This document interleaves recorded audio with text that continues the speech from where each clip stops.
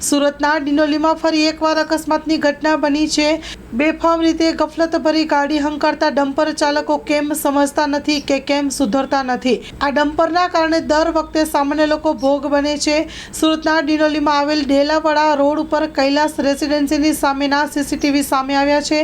આ સીસીટીવી પ્રમાણે ડમ્પર ચાલક બેફામ રીતે ગાડી હંકારી રહ્યો હતો, જેમાં 3 વ્યક્તિઓને ઈજા થઈ હતી। પોતાના જ ભેંસના તબેલામાંથી 35 વર્ષીય પિતા દિનેશભાઈ અને તેમનું 9 વર્ષીય પુત્ર કેતન ત્યાંથી ગાડી પસાર થઈ રહ્યા હતા અને લઈ જઈ રહ્યા હતા। તે સમયે આ બેફામ ડમ્પર પર ચાલકે તેના ડમ્પરની નીચે લઈ લેતા મામલો ગંભીર બન્યો હતો। આ બંને પિતા પુત્રનો ચમત્કારિક રીતે બચાવ થયો હતો, પરંતુ તેમને પગના ભાગે ગંભીર ઈજાઓ થઈ છે। અદ્રશ્ય દેખાતા સમયે બે ગાડી અડફેટે લીધી હતી। જીબીના થાંભલા સાથે અથડાયો હતો। ડિંડોલી પોલીસ દ્વારા ડમ્પર ચાલકની અટકાયત કરી આ મામલે વધુ તપાસ હાથ ધરી છે।